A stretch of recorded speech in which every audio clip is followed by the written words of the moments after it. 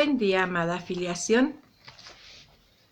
Vamos a continuar con la lectura del texto de un libro de un curso de milagros. Iniciamos con la oración del sanador. Estoy aquí únicamente para ser útil. Estoy aquí en representación de aquel que me envió. No tengo que preocuparme por lo que debo decir ni por lo que debo de hacer,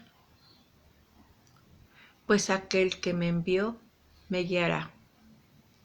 Me siento satisfecha de estar donde quiera que Él desee, porque sé que Él estará allí conmigo.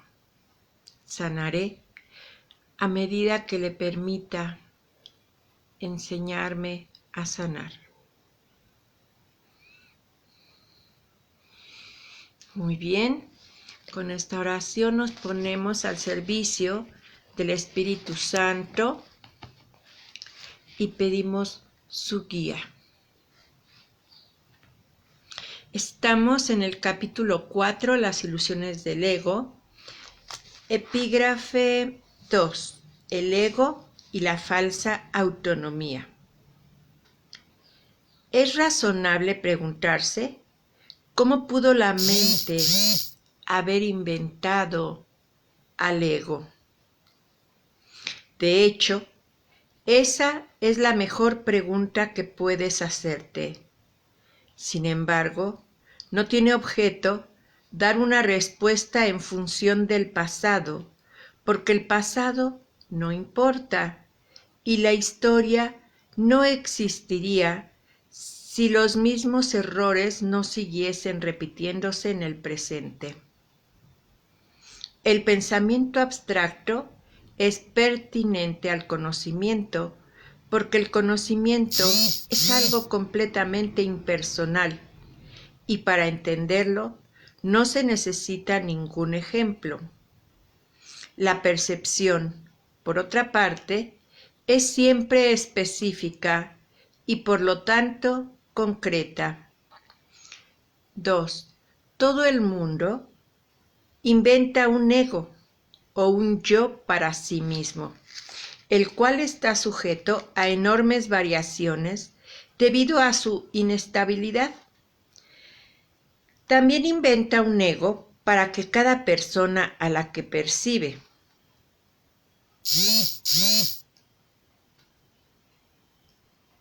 el cual es igualmente variable. Su interacción es un proceso que los altera a ambos porque no fueron creados por el inalterable o mediante él. Es importante darse cuenta de que esta alteración ocurre con igual facilidad, tanto si la interacción tiene lugar en la mente como si entraña proximidad física. Pensar acerca de otro ego es tan eficaz en el proceso de cambiar la percepción relativa como lo es la interacción física. No puede haber mejor ejemplo que este de que el ego es solamente una idea y no un hecho. 3. Tu propio estado mental es un buen ejemplo de cómo fue inventado el ego. Cuando repudiaste el conocimiento, fue como si jamás lo hubieses tenido. Esto es tan evidente que basta con que lo reconozcas para constatar que eso es lo que en realidad ocurre. Y si eso ocurre en el presente, ¿por qué habría de sorprenderte que hubiese ocurrido en el pasado? Asombrándonos ante lo inusual, es una reacción comprensible, pero asombrándonos ante algo que ocurre con tanta frecuencia, no lo es en absoluto. No olvides, no obstante, que la mente no tiene por qué operar así, aunque así es como opera ahora. Piensa en el amor que los animales sienten por sus crías y en la necesidad que sienten de protegerlas. Eso se debe a que las consideran parte de sí mismos. Nadie repudia lo que considera parte de sí mismo. La manera en que reaccionas ante tu ego es similar a cómo Dios reacciona ante sus creaciones, con amor, con protección y bondad. Tus reacciones ante el yo que inventaste no son sorprendentes. De hecho, son muy similares a la forma en que algún día reaccionarás ante tus creaciones reales, las cuales son tan eternas como tú. No es cuestión, por lo tanto, de cómo reaccionas ante el ego, sino de lo que crees ser. Creer es una función del ego, y mientras tu origen siga sujeto a interpretaciones, lo seguirás viendo desde el punto de vista del ego. Cuando el aprendizaje deje de ser necesario, simplemente conocerás a Dios. La creencia de que hay otra forma de percibir es la idea más sublime de que es capaz el pensamiento del ego. Ello se debe a que dicha idea reconoce que aunque sea mínimamente, que el ego no es el ser. 5. Socavar el sistema de pensamiento del ego no puede sino percibirse como un proceso doloroso, aunque no hay nada que esté más lejos de la verdad. Los bebés gritan de rabia cuando se les quita un cuchillo o unas tijeras, a pesar de que si no se hiciese, podría lastimarse. En este sentido, todavía eres un bebé.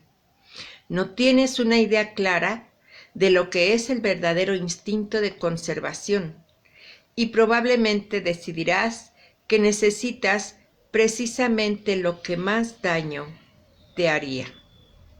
Sin embargo, tanto si lo reconoces ahora como si no, has acordado cooperar en el empeño por llegar a ser inofensivo y servicial, atributos estos que son necesariamente inseparables. Incluso las actitudes que tienes a ese respecto son necesariamente conflictivas, puesto que todas las actitudes están basadas en el ego. Esto, sin embargo, no perdurará. Ten paciencia mientras tanto y recuerda que el desenlace es tan seguro como Dios. 6. Solo aquellos que tienen una sensación real y duradera de abundancia pueden ser verdaderamente caritativos. Esto resulta obvio cuando consideras lo que realmente quiere decir ser caritativo. Para el ego, dar cualquier cosa significa tener que privarse de ella. Cuando asocias el acto de dar con el sacrificio, das solamente porque crees que de alguna forma vas a obtener algo mejor y puedes, por lo tanto, prescindir de la cosa que das. Dar para obtener es una ley ineludible del ego, que siempre se evalúa a sí mismo en función de otros egos.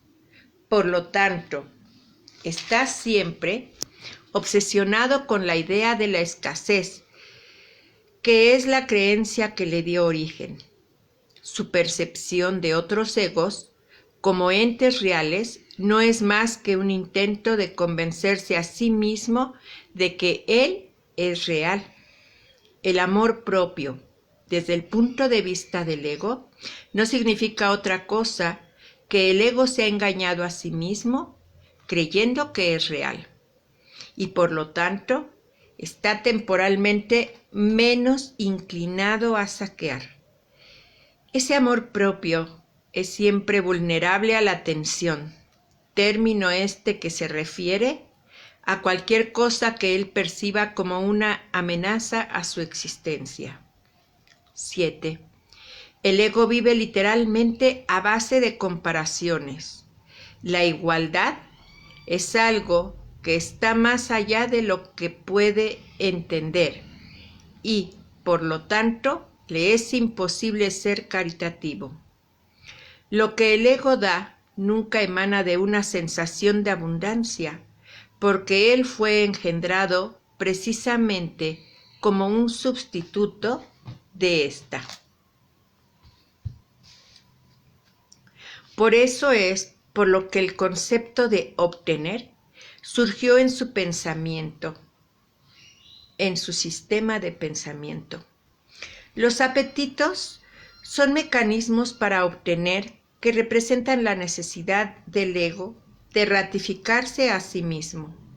Esto es cierto tanto en el caso de los apetitos corporales como el de las llamadas necesidades más elevadas del ego. El origen de los apetitos corporales no es físico. El ego considera al cuerpo como su hogar y trata de satisfacerse a sí mismo a través de él. Pero la idea de que eso es posible es una decisión de la mente que está completamente confundida acerca de lo que realmente es posible. 8. El ego cree que tiene que valerse por sí mismo para todo, lo cual no es más que otra forma de describir cómo cree que él mismo se originó. Es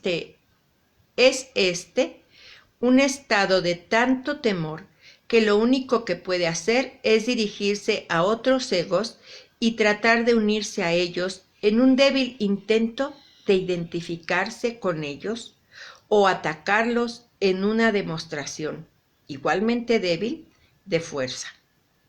No es libre, no obstante, de poner en tela de juicio la premisa que da lugar a todo eso, pues esa premisa es su base.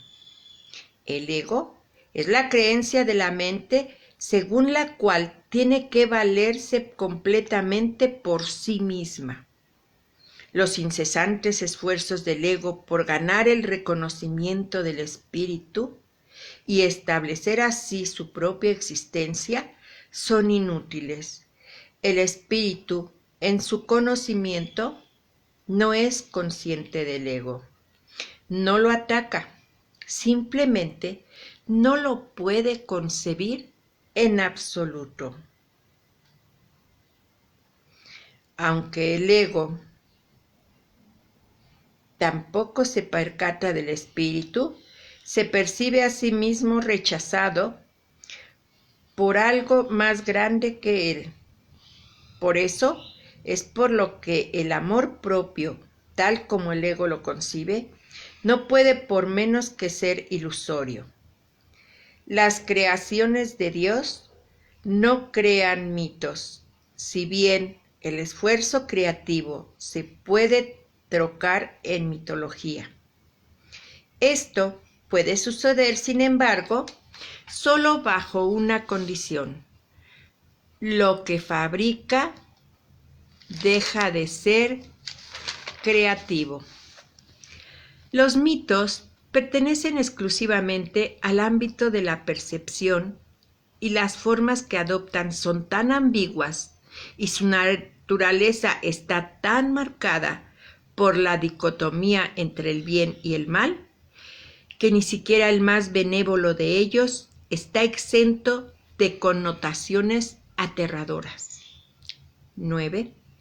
Los mitos y la magia están íntimamente relacionados, ya que los mitos generalmente tienen que ver con el origen del ego y la magia con los poderes que el ego se atribuye a sí mismo. Los sistemas mitológicos incluyen, por lo general, alguna descripción de la creación y la conectan con su forma particular de magia. La llamada lucha por la supervivencia no es más que la lucha del ego por prolongar su propia existencia, así como la interpretación que ha hecho con respecto a su comienzo. Este comienzo casi siempre se asocia con el nacimiento físico, ya que resulta difícil sostener que el ego existía antes de ese momento. Los más religiosos de los mitos basados en el ego puede que postulen que el alma existía antes y que seguirá existiendo después de un lapso temporal de vida en el ego. Algunos postulan incluso que el alma será castigada por este lapso. La salvación, no obstante, no es aplicable al espíritu, pues éste no está en peligro y por lo tanto no tiene que ser rescatado. 10. La salvación no es otra cosa que mentalidad recta, que aunque no es la mentalidad uno del Espíritu Santo, se debe alcanzar antes de que la mentalidad uno pueda ser reinstaurada. La mentalidad recta conduce automáticamente al siguiente paso, ya que la percepción correcta está completamente exenta de cualquier forma de ataque y por lo tanto la mentalidad errada desaparece. El ego no puede sobrevivir sin hacer juicios y por consiguiente se le abandona. La mente tiene entonces una sola dirección por la que avanzar. La dirección que sigue es siempre automática, pues no puede sino atacar los dictados del sistema de pensamiento al que se adhiere. 11. No se puede hacer demasiado hincapié en el hecho de que corregir la percepción es simplemente un expediente temporal. Dicha corrección es necesaria únicamente porque la percepción falsa es un obstáculo para el conocimiento, mientras que la percepción fidedigna es un trampolín hacia él. El valor de la percepción correcta reside en la conclusión inevitable de que toda percepción es innecesaria. Esto elimina el obstáculo por completo. Te preguntarás, ¿cómo puede ser posible esto mientras parezca que vives en este mundo? Esa es una pregunta razonable. No obstante, tienes que asegurarte de que realmente la entiendes. ¿Quién es el tú que vive en este mundo? El espíritu es inmortal y la inmortalidad es un estado permanente. El espíritu es tan verdadero ahora como siempre lo fue y lo será siempre, ya que no entraña cambios de ninguna clase. No es un continuo ni se puede entender tampoco comparándolo con un opuesto. El conocimiento nunca admite comparaciones. En eso estriba su diferencia principal con respecto a cualquier otra cosa que la mente pueda comprender.